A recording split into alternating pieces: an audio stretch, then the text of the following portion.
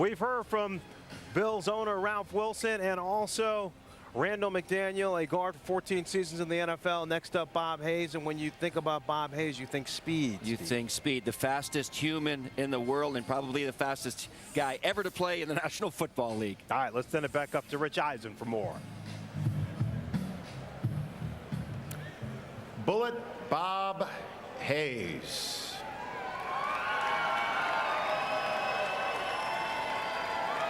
Yes, it's been a long time coming.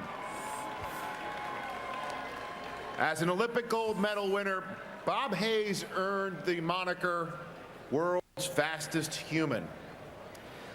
But as his professional football career proved, and Dallas Cowboys longtime personnel man Gil Brandt once said, Bob was a football player who ran track, not a track guy who just happened to play football too. His son, Bob Hayes Jr., is proud of both of his father's accomplishments. When I watch my dad on film, it's just mind-blowing because somebody that fast is not human. He got the name Bullet Bob because of his speed, and he was fast like a bullet. He was so fast, they didn't have an answer for him. He revolutionized the game of football because of his world-class speed as a sprinter. The title is right. He was the world's fastest human.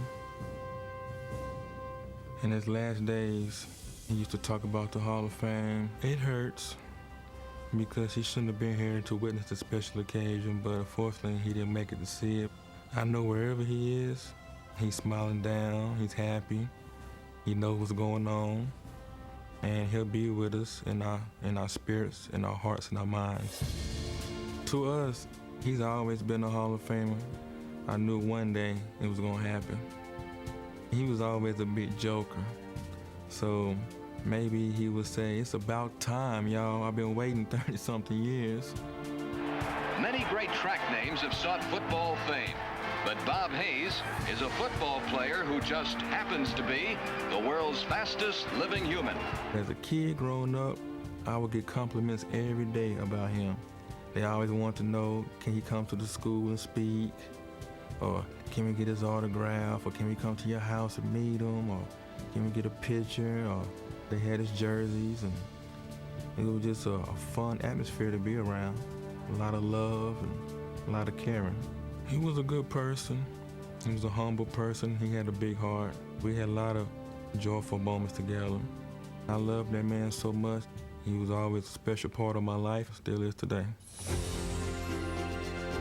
I'm very happy right now because this was something he always dreamed about and always talked about and always wanted to be a part of, but he never got a chance to. So he always felt like he was an outcast, and I can tell in his eyes he had pain in his heart and his eyes when I look at him. I know for a fact that pain is gone because I tell my family all the time that even though he passed away before he got inducted in, he's been restless. He might be in that resting place, but he's not resting. He's restless because he knows that that last step is the Hall of Fame, being inducted in. He's going to get his wings, and he's going to be resting in peace. We had left a space for him, so whenever he get inducted to the Hall of Fame 09, that's something we had made room for a while back because we knew one day that he was going to get in. On behalf of the Hayes family, I'm very honored to accept the induction of my father, Bob Hayes, into the Pro Football Hall of Fame.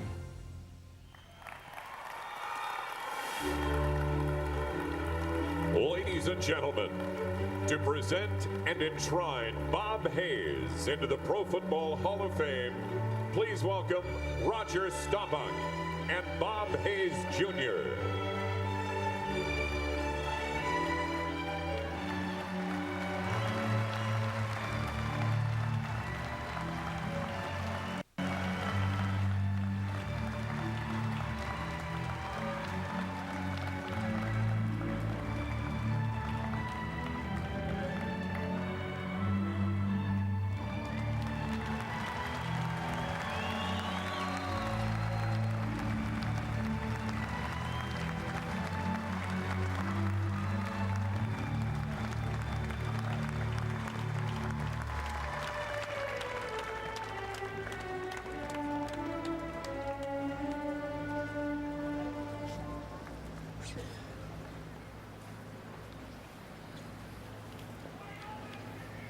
On behalf of the Bob Hayes family, in fact, the family's here. The Bob Hayes family is all over here, and Bob Jr. and I are appointed. Could you stand up and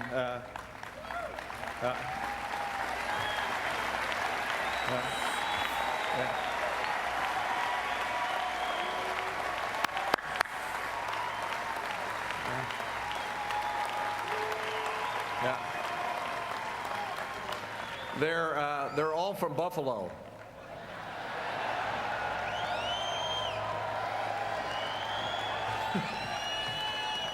Thought you might get a bigger applause, you know, but Bob was from Jacksonville. Of course, a lot of families coming up from Jacksonville and all over, and it's been fun for me to have the honor that was bestowed on me to just speak just a few words on behalf of Bob and his family, on behalf of the Dallas Cowboys, his teammates and friends. Seems like yesterday, but I was a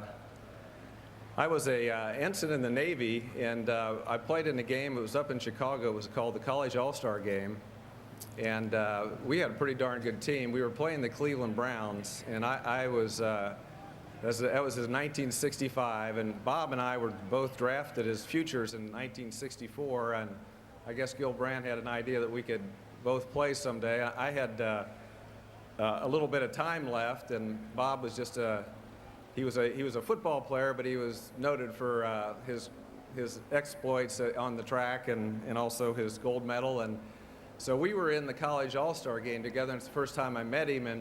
And we had, as I mentioned, a good team. We had Gail Sayers on our team, and Dick Butkus, and Fred Biletnikoff, Jack Snow, Lance Rensel, and we really had a good team. And then we had these great receivers, and we had also Bob Hayes, who was he just had another speed.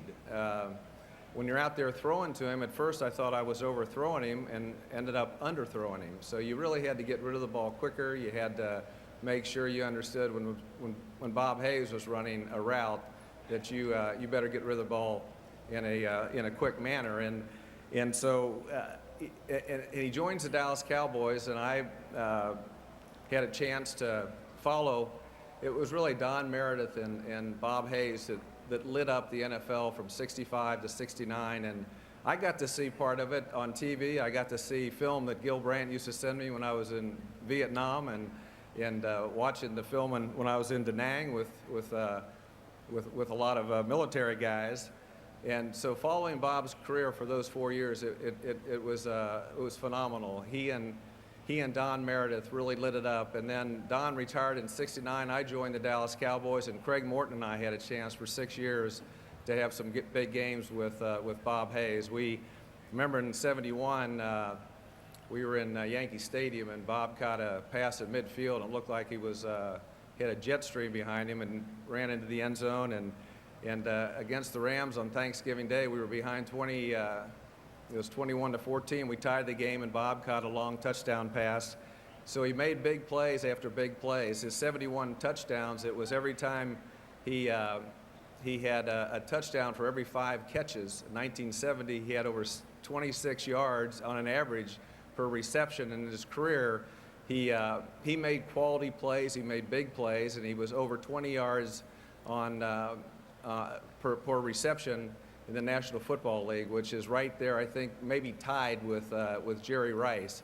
So Bob made it happen on the football field, and when he joined the team, one thing, you know, Coach Landry was as good as it gets. He was a great human being, and you know, he was sometimes he could let you know how he felt. Other times he really, you know, tried to figure it out sometimes. But Bob, he loved Bob Hayes. And Bob joined the team in 1965, and I want to read this, the quote, because Coach Landry was asked, and I have to read it because Coach had this, his language was pretty good. He said, they were talking about drafting Bob, and what did you expect of him? And he just joined the team, but it was after the opening game. He said, heck no, we didn't know what we were getting. When we got Hayes, Landry said it, after the 65 opener, after Don Meredith hit Bob on about a 3-yard pass and he went 40 yards for a touchdown, coach said, well, we drafted him. He had 9.3 speed, having no idea about his football news. But gosh, he'll be a great one before he's done. And Coach Landry was right. And, you know, Larry Wilson, who had the chance to play against Bob, really, I think, summed it up and said, you know, that Bob really had football sense. Larry said he had speed. He had all different kinds of speed, and all the speeds were fast. But he had a football sense. And playing with him, you just knew that he could make plays, and he understood routes, and he had that speed, and it was phenomenal. And he also was loved by his teammates. It was he was kind of a cut-up guy.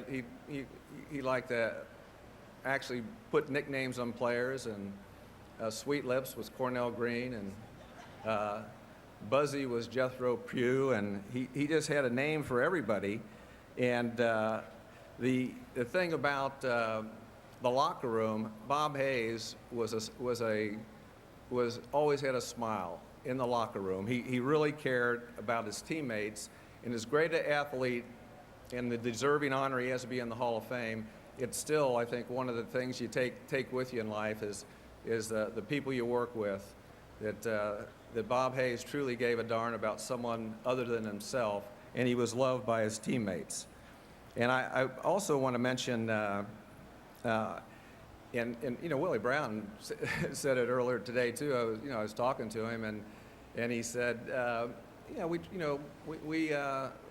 we really kind of developed the bump and run even more because of Bob Hayes. You know, we had to hit him. We couldn't just let him get off the line of scrimmage. And in today's game, you know, you can't hit receivers down the field past 5 yards. And back then, you could just knock a receiver all over the place until the ball was in the air. So Bob really was lightning fast, so you had to double cover him. If a defensive back was played too far off of him, he could run a quick out route. And so you either had to zip a linebacker out, or you had to roll the cornerback and put the safety back. You had to do something, or you just had to hit him. You tried to get a piece of him when he got past the line of scrimmage. So he was impactful, and you look at the league, and back then it was a lot of you ran more because the passing game was a little bit more difficult because the ability to hit receivers. But Bob really had an impact on the kind of coverage you use in the National Football League. And that's what the Hall of Fame is about, is having an impact. And a great player like Bob Hayes truly had an impact on the NFL. And he had a tremendous impact on the Dallas Cowboys. And Bob worked with me in the 80s. And Bob faced some challenges, and everyone was there to help him through the challenges. And because he was there when you needed Bob Hayes, he was almost generous to a fault. But Bob Hayes was really, really a decent, caring human being that had extraordinary skills. And